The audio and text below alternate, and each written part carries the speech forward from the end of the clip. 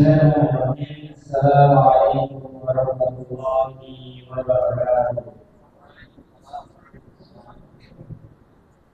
Alhamdulillahirabbil alamin. Wa bihi nasta'inu ala umuri dunya waddin. Wassalatu wassalamu ala nabiyyina wa rasulina Muhammad sallallahu alaihi wasallam wa ala alihi wa sahbihi wa man tabi'ahum bi ihsan ila yaumil din. Bapak-bapak, ibu-ibu, jamaah haji sama ibu selalu berdoa kepada Allah Subhanahu wa taala. Pertama-tama, mari kita mengucapkan syukur kita pada semoga Allah yang Maha Mengasihi kita dengan nikmat tersebut kita bisa melaksanakan ibadah-ibadah yang telah diberikan Allah Subhanahu wa taala.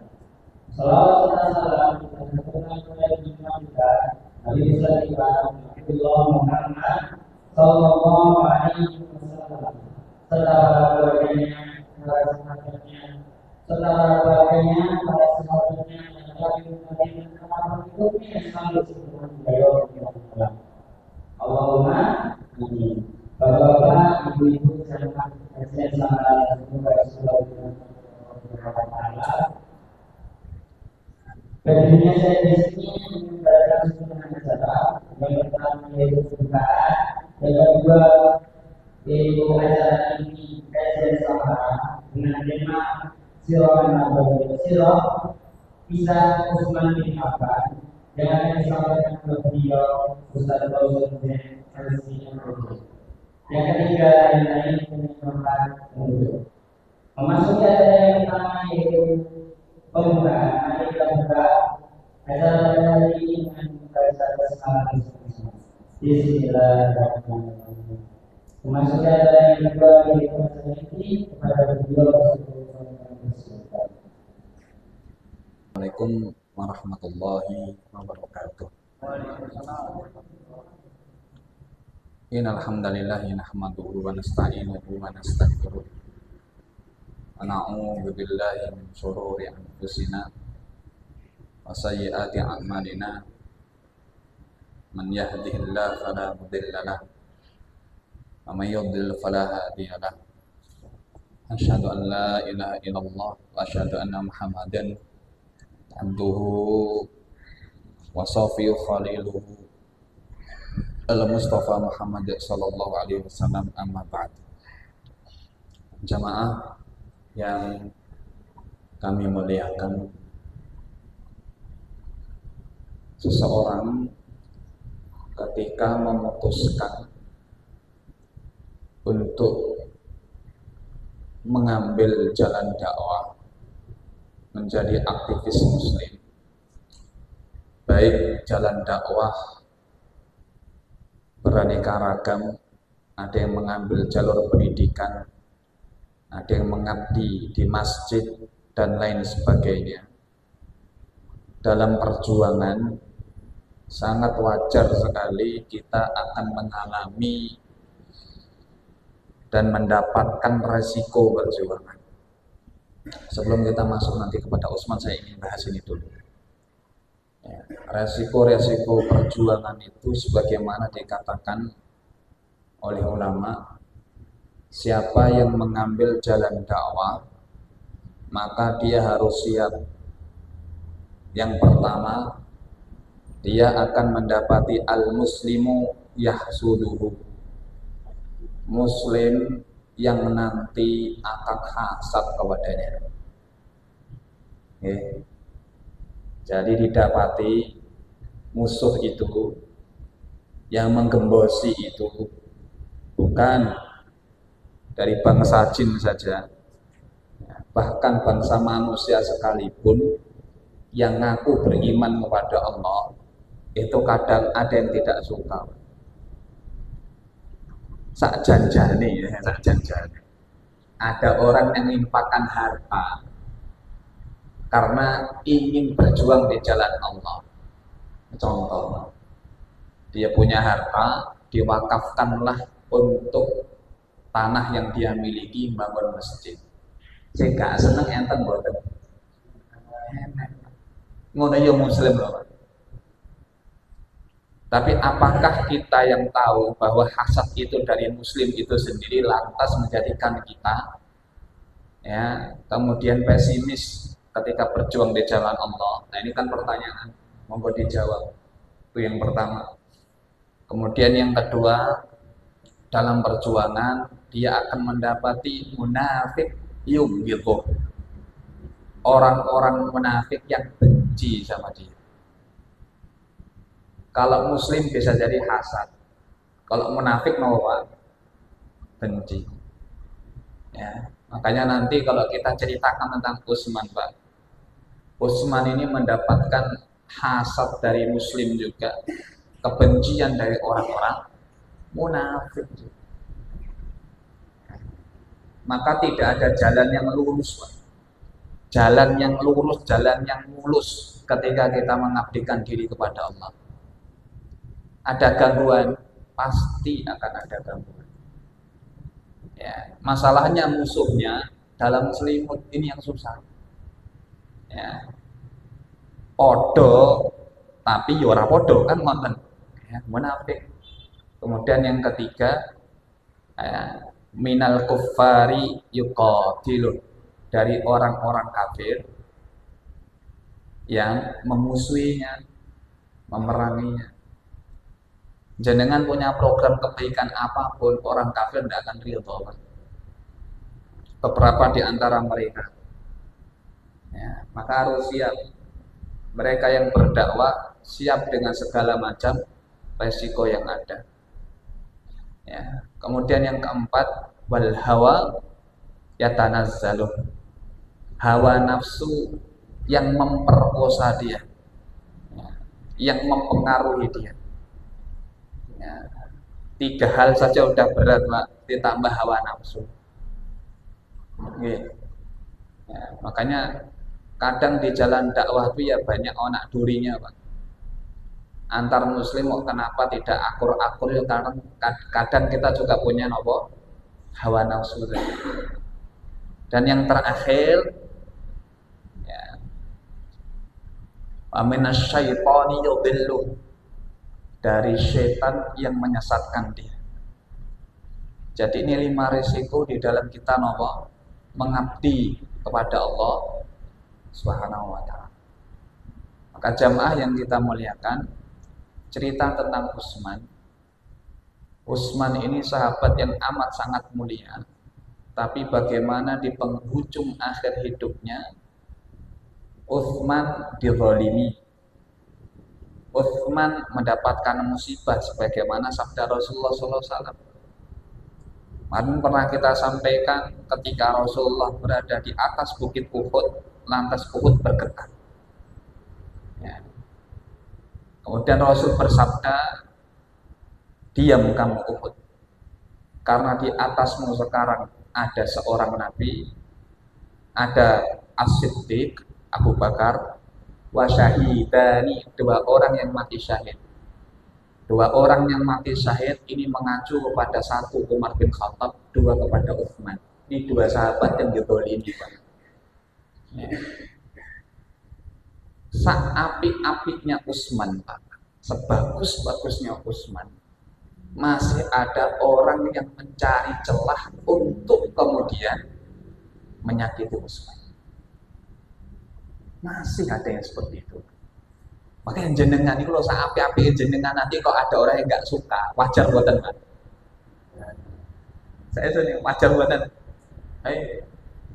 Nah sekarang kita cerita tentang keistimewaannya Utsman, nopo langsung cerita tentang kematiannya Utsman.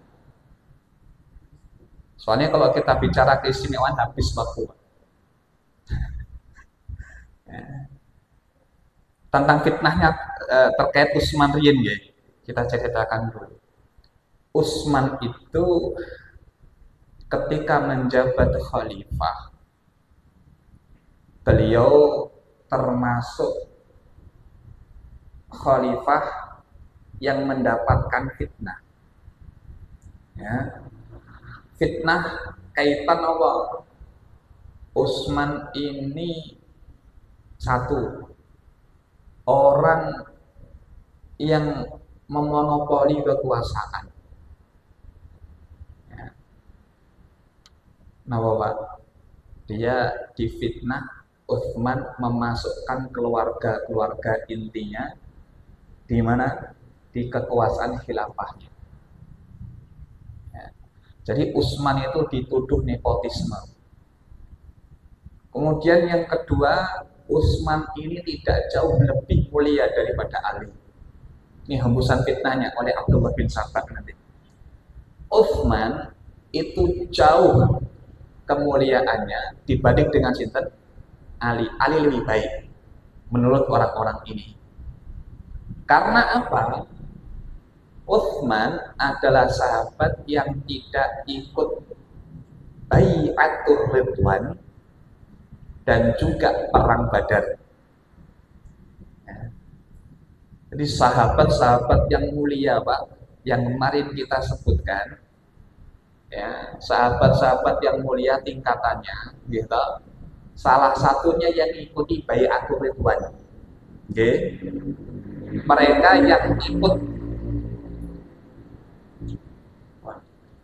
yang ikut berperang sebelum Fatu Mekah, itu yang paling baik. Setelah itu siapa? Mereka yang ikut bai'atur ridwan, itu yang paling baik. Setelah itu siapa? Baru dikerucutkan, naik yang ikut perang Uhud, naik lagi yang ikut perang Badar, kemudian naik lagi 4 sahabat, 10 sahabat yang dijamin masuk surga. Kemudian naik lagi 4 sahabat yang menjadi khalifah. Naik lagi Abu Bakar As-Siddiq yang paling unggul di antara mereka semua. Dan kita Ahlussunnah sepakat Utsman termasuk di dalamnya. Tapi pertanyaan, Utsman ikut bai'atur ridwan? Tidak. Utsman ikut perang Badar? Tidak. Sehingga muncul fitnah inilah. Okay. Jadi orang-orang ini mereka menuntut Utsman tidak jauh lebih baik dibanding Ali karena keutamaannya lebih utama Ali. Kemudian yang kedua, Utsman ini dituduh apa tadi? Nepotisme.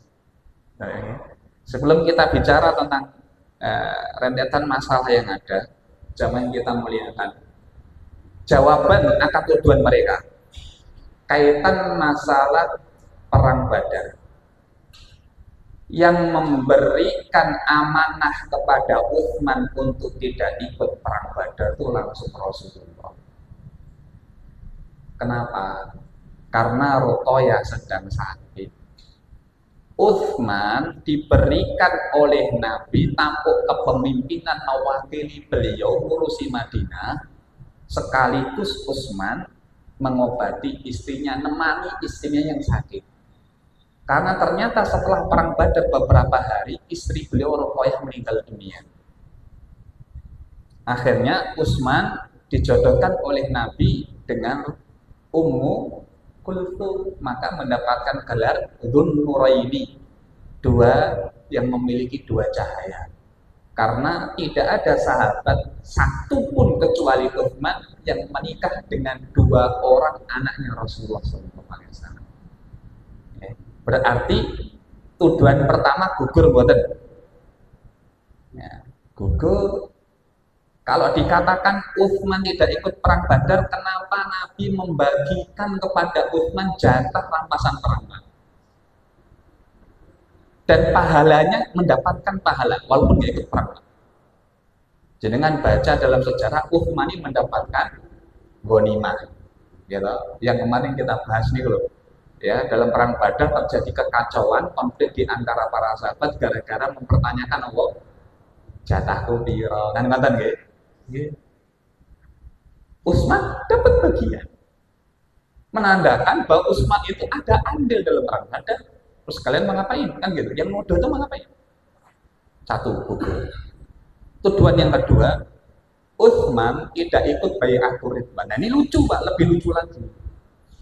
Kenapa? Bai'atur ridwan itu muncul gara-gara Utsman. Jadi bai'atur ridwan itu pada dasarnya alasan kenapa Rasulullah membaiat para sahabat dan para sahabat kemudian ikut berbaiat kepada Nabi, itu faktor pemicu utamanya gara-gara Utsman. Awalnya Rasul itu kan mimpi, jemaah. Mimpi beliau memasuki Masjidil Haram, ya, dalam kondisi apa? Bertahallul.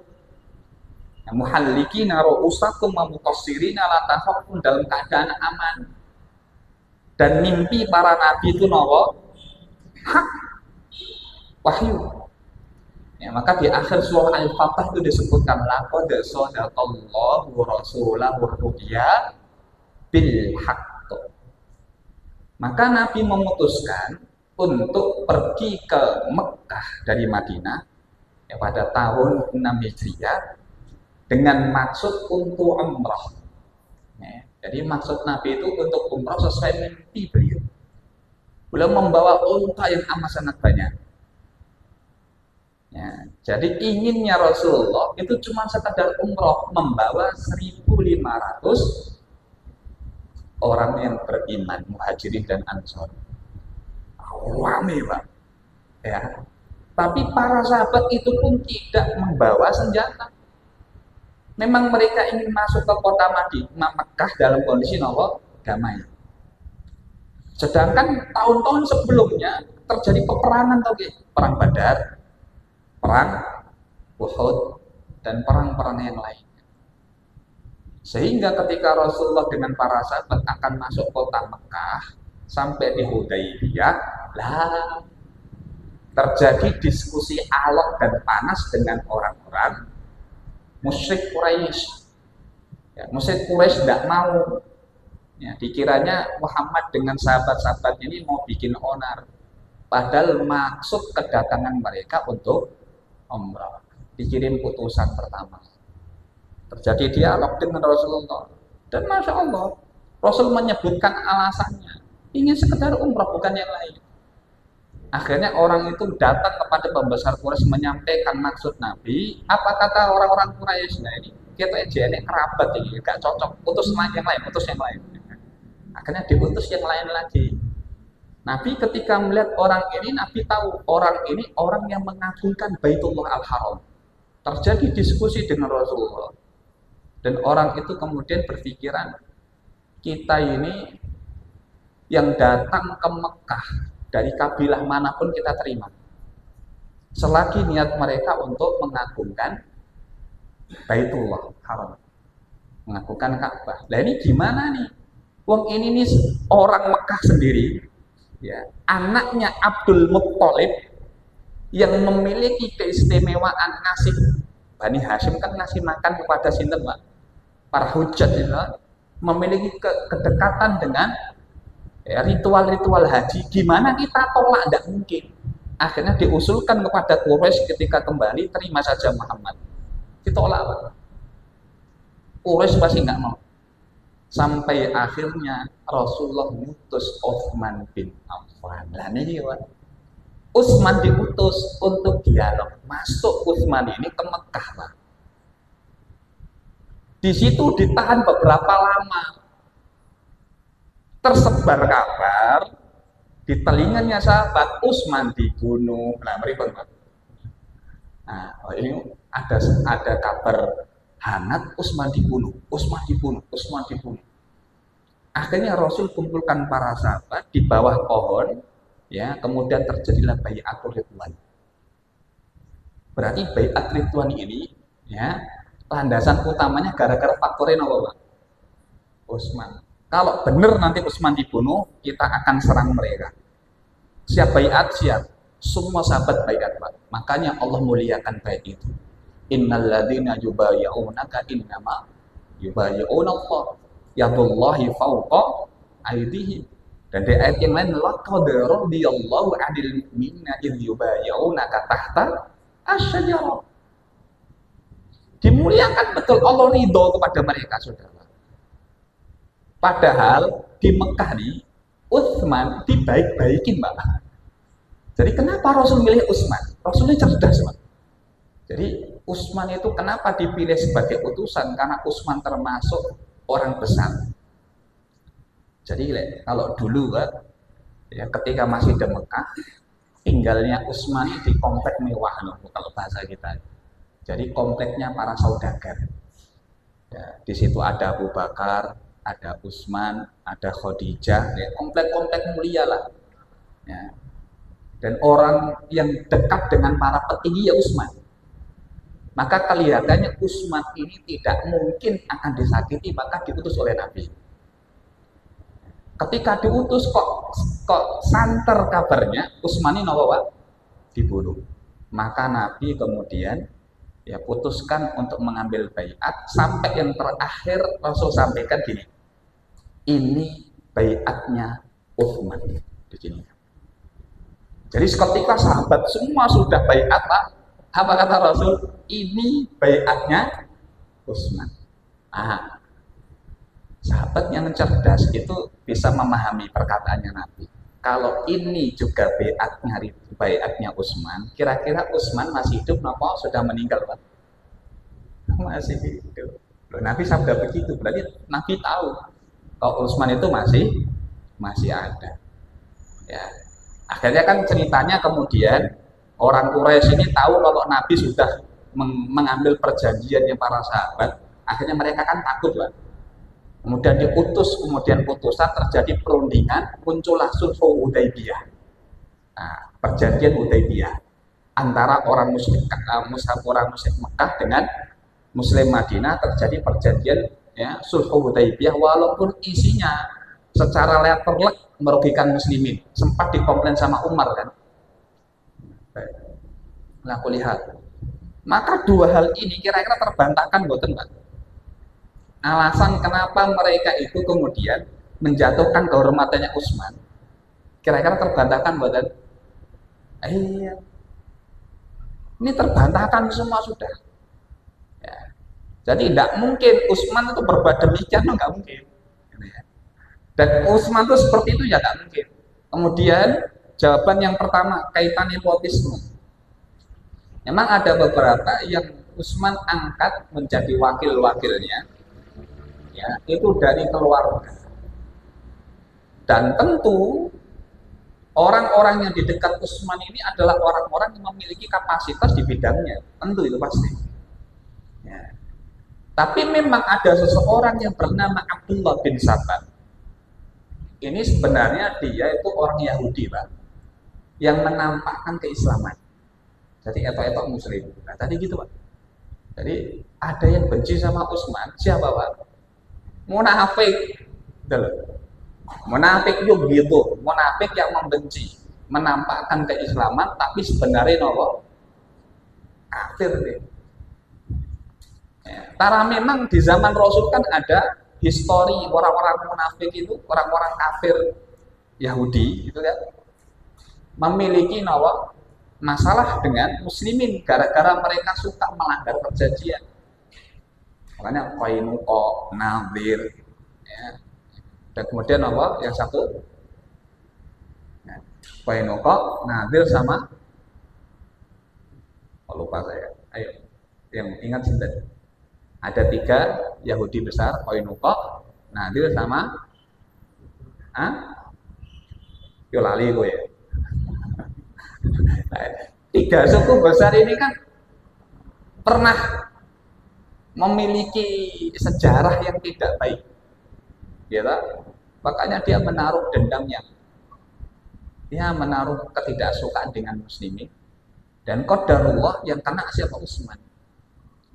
Maka orang-orang Madinah itu dihasut oleh orang ini, ya, bahwasanya Utsman tidak adil, bahwasanya Utsman ini tukang nepotisme, ya, mencarikan pekerjaan keluarganya. Intinya kayak gitulah, Pak. Intinya dituduh nepotisme. Kira-kira kalau yang dengarkan ahlul Madinah percaya buatan? Tidak. Karena orang Madinah jauh lebih kenal Utsman dibanding yang berkata tadi, Pak. Jadi pentingnya Pak Antum punya komunitas yang mendukung jenengan, Pak. Jadi kalau dikatakan jeleknya tentang panjenengan, ada orang yang bela, loh, Pak. Ya, pokoknya saat jelek-jeleknya kita mau seorang yang sendiri, ya repot.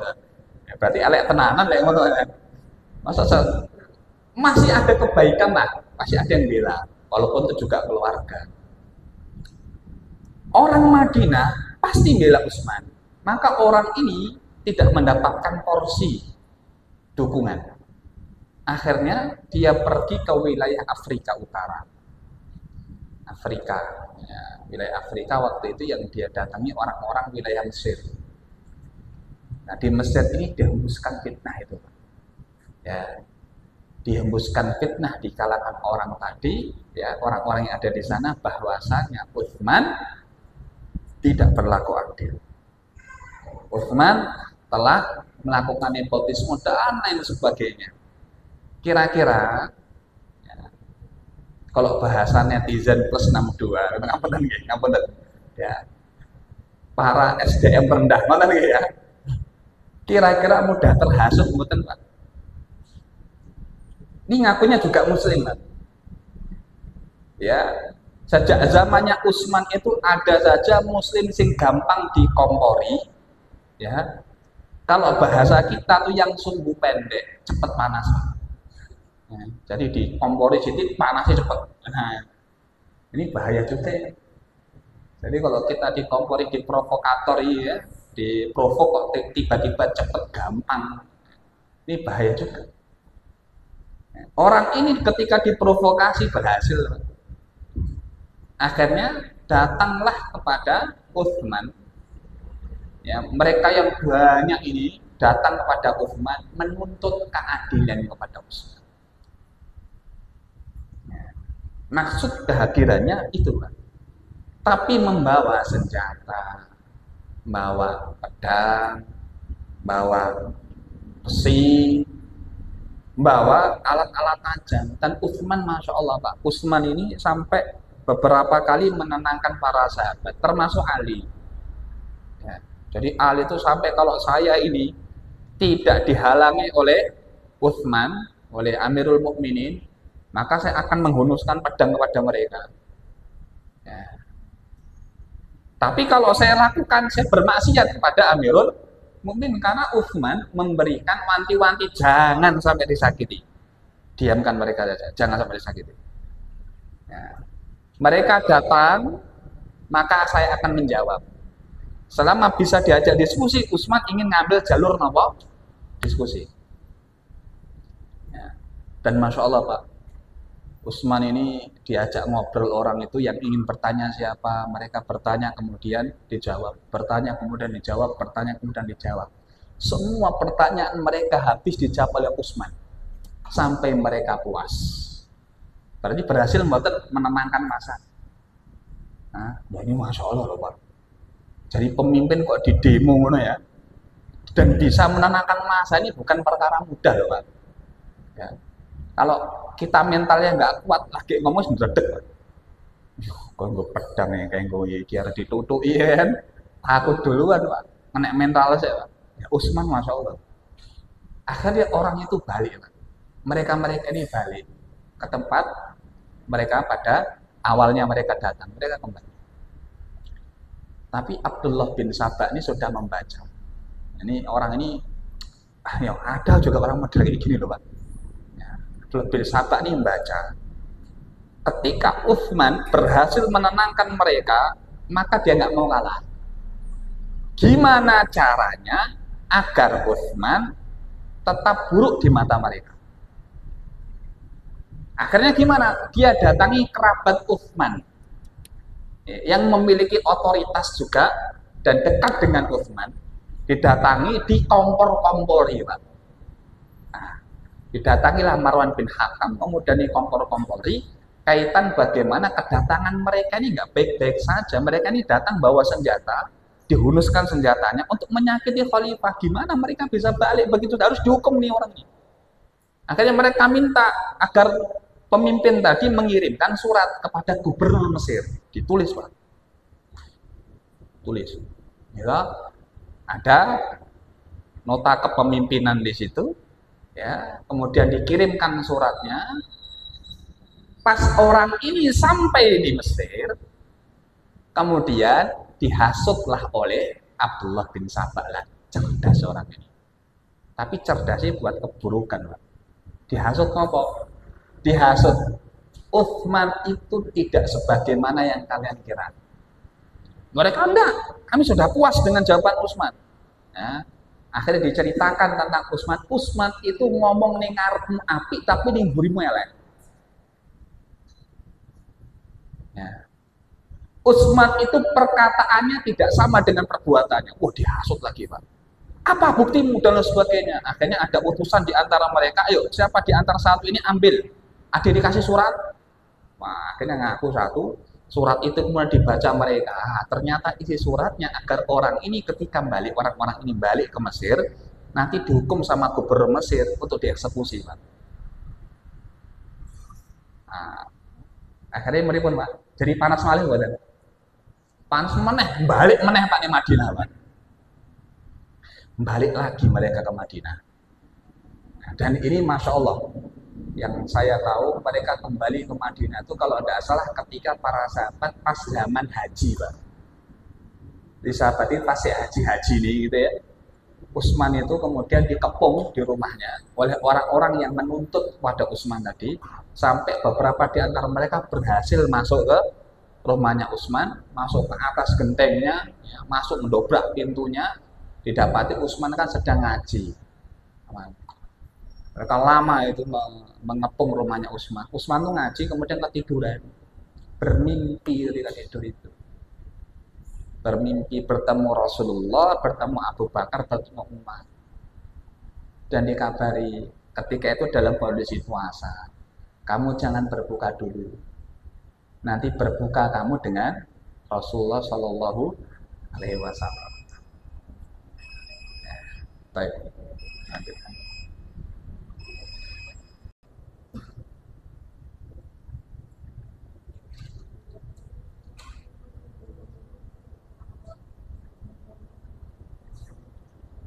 Baik, jemaah yang kita muliakan, maka dengan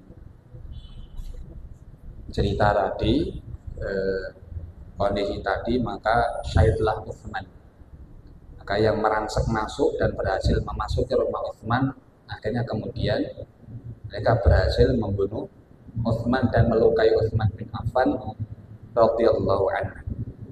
Jamaah yang kita muliakan, itu sebenarnya beberapa sekelumit gambaran fitnah yang terjadi di zaman Utsman. Dan ini nanti juga yang melatar belakangi adanya perbedaan di antara para sahabat. Jadi Utsman meninggal, kemudian beberapa sahabat ini ada yang berpendapat untuk mengangkat pemimpin segera, ya, diangkat segera pemimpin untuk menuntut balas siapa yang telah membunuh Utsman. Karena kepemimpinan kacau, Pak. Kan Utsman meninggal, nggak ada pemimpin, maka harus segera, ya, kepemimpinan itu kemudian dipilih. Ya, maka kan Ali naik, Pak. Maka di antara beberapa sahabat ada yang tidak setuju. Ya, kok langsung menuntut balas tentang siapa? Utsman. Harusnya bukan itu dulu. Harusnya memprosesi kemudian apa? Pemulasaran tentang kematiannya Utsman. Terjadi perbedaan, dan nanti perbedaan itu kan mengerucut memanas sampai terjadi perang Siffin gitu ya, perang Jamal. Perang Jamal.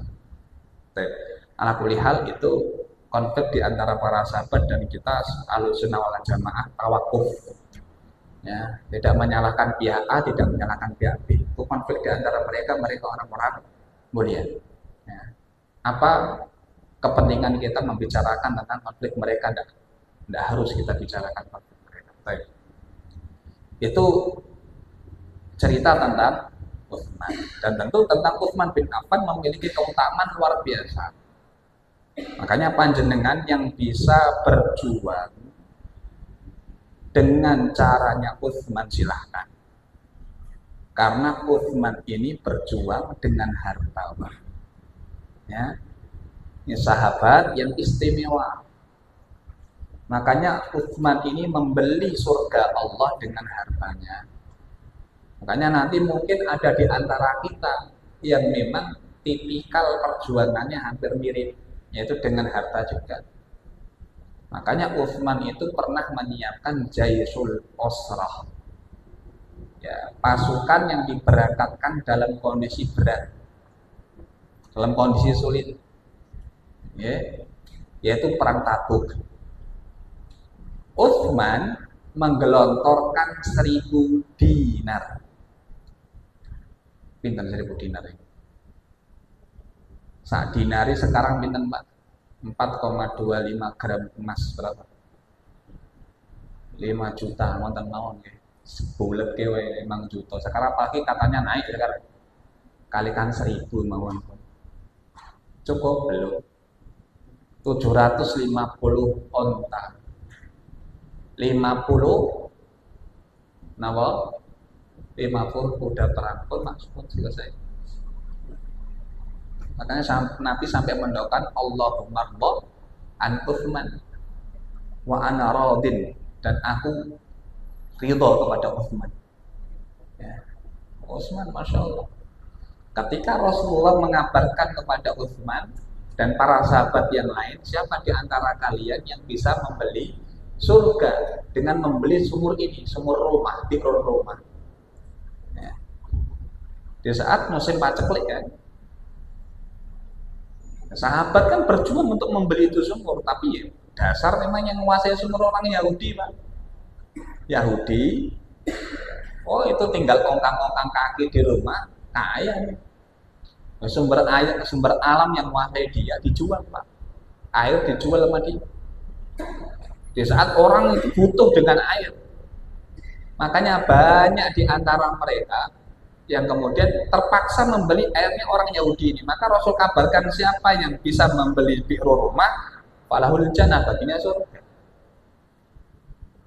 Makanya semua sudah berupaya, tapi caranya Utsman ini yang keren. Utsman paham ini Yahudi nggak bakal melepas sumurnya langsung, nggak bakal. Mereka dia aja dapat duit gitu loh, gitu. Nggak usah dijual, diam aja dapat duit. Akhirnya Utsman muter cara gimana caranya bisa beli ini sumur. Apa caranya Utsman? Kong kaliin kong. Emang orang Quraisy, Pak. Makanya kalau jenengan punya darah Quraisy, wis jualan, Pak. Nah, loh, enten nasi boleh. Loh, satu-satunya suku sing enten nasi sukune napa? Liila Quraisy lho, Pak. Loh, Quraisy ini pergi ke Romawi aman, Persia aman loh, Pak. Loh jenengan saya ini dagang, Pak, dagang ke Rusia sama dagang ke Amerika, kira-kira aman mboten jenengan? Jenengan ke Amerika bolone kono iki bocah iki. Nah, ke Rusia iki bolone kene bocah ya. Ya. Dicurigai karena negara ini sedang konflik. Nah, ini dua negara konflik, Rusia sama Romawi, kok bisa-bisanya Quraisy masuk ke dua-duanya? Lek orang ahli terus mau apa, Pak? Ahli toh, Pak? Ahli. Bisnis sih butuh keahlian, Pak. Mau saya nyoba ngambil barang persis sama tempatnya dengan teman saya, Pak. Yo harganya beda loh, Pak. Cek murah kono loh, Pak. Berarti saya ampuh kono daripada saya. Ini loh, Pak. Berarti saya bakat kono ya toh. Ya, pinter lek ngomong pinter lek. Ya bisa jadi dipercaya daripada saya yang baru kenal atau sebagainya ya. Ya itu memang bakat, Pak. Ini orang-orang Quraisy itu begitu. Sama Utsman dimainkan betul itu. Ya, makanya jenengan yang punya bisnis, yang punya keahlian di bidang ini, Pak, monggo berjuanglah melalui jalan ini. Betul kan? Nah, Utsman kan beli itu sumurnya. Tapi belinya separuh. Ini wahai bagi hari. Harimu kapan? Nah, tak beli 15.000 dirham. 15.000 dirham, satu dirham 70.000. Jangan kalikan mohon. Saya beli 15.000 dirham, nanti hari saya ini, harimu ini disepakat. Kalau gitu nggak apa-apa. Kepemilikannya dibagi berdua. Sampai di depan Rasulullah dikabarkan, ya Rasul, hari saya ini. Nah, pas harinya Utsman rame, pas harinya Yahudi sepi kan, oh Utsman kan digratiskan, dikiranya jualan sama Yahudi, tiba-tiba kok digratiskan, kayak gini caranya saya rugi. Ya, didatangilah Utsman, gimana ceritamu kok kamu gratis? Kan sudah jadi milikku. Kalau gini saya rugilah, ya sudah. Serahkan aja kepada saya. Jual berapa? 15.000 lagi. Ah, dikasih 15.000 lagi. Total 30.000 dirham. Pun membeli surga dengan 30.000. Ya ora gampang lah. Ya, cerdas-cerdasan memang. Makanya ini nanti kalau kita lihat keistimewaannya Utsman banyak keistimewaan. Salah satunya adalah al-malus soleh. Harta yang baik, sebagaimana sabda Rasulullah, nikmal malus saleh li rajulis saleh. Sebaik-baik harta itu di tangan lelaki yang soleh. Jadi orang yang soleh itu kudu kaya memang. Wong soleh yo konaah kabeh yo repot ning ngene iki, Pak. Kudu enek sing sugih terus nawa soleh. Ya. Lo kayak gini kajian yo. Habis kajian makan bareng lho ora nek donature yo mumet, Pak. Pak Dina ya orang melaku meneh sesuk. Makanya kalau butuh yang begitu, makanya apa kebutuhan taklim? Ini, pokoknya saya semua yang siap mengcover. Masjid butuh apa? Saya siap mengcover gitu. Ya. Makanya yang soleh harus orang, gimana kalimatnya itu? Yang kaya harus orang soleh. Ya. Ojo kabeh wong soleh ora gelem sugih. Itu memang pilihan, Pak. Ada orang soleh nggak mau kaya, ada kayak Abu Dzar Al-Ghifari itu, Pak. Dia nggak mau kaya, Pak, memang. Tawakal model Abu Dzar itu ya tawakal yang hari ini itu apa yang bisa didapatkan cukup. Jadi kalau jenengan punya persediaan untuk besok itu belum tawakal, Pak. Ya, jenengan yang punya saldo ATM mau tawakal, Pak.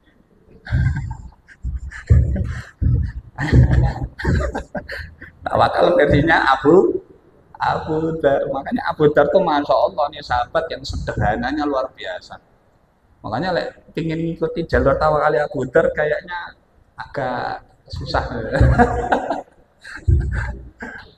Makanya doanya ulama dulu gimana? Perannya salaf itu Allahumma rzuqni kama tarzukul bughar. Ya Allah berikanlah rezeki kepadaku sebagaimana engkau berikan rezeki kepada bughar. Bughar itu anak apa? Burung gagak. Ya, burung gagak itu kan anaknya warnanya putih, Pak. Sedangkan induknya warnanya hitam. Ya, si dasar si gagak itu agak rasis, Pak.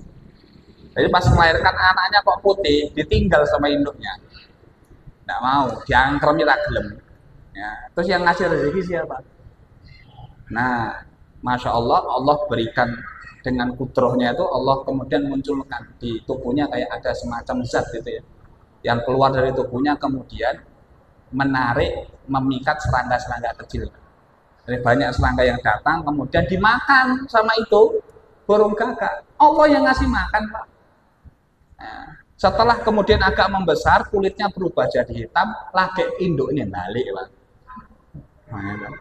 Lucu jadinya. Maka banyak ada ulama itu kalau kaitan masalah rezeki wes pokoknya nggak masuk akal, yang kurang pun bisa dapat, ya, yang dapat pun tiba-tiba bisa hilang. Makanya kalau masalah rezeki pun ini hanya masalah Allah yang membagi.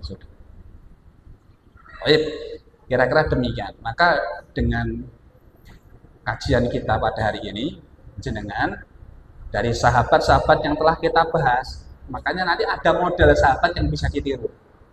Silakan jenengan mau tiru model sahabat yang mana. Ya. Lek orang kaya Utsman ya toh, aja sik. Lek orang kaya Utsman, ya aku tak modelnya kayak anu aja kayak Umar ketoke. Ala kulihal, nanti sirah itu bisa ditiru, gitu ya. Intinya demikian. Baik, kita kembalikan ke pembawa acara. Assalamualaikum warahmatullahi wabarakatuh.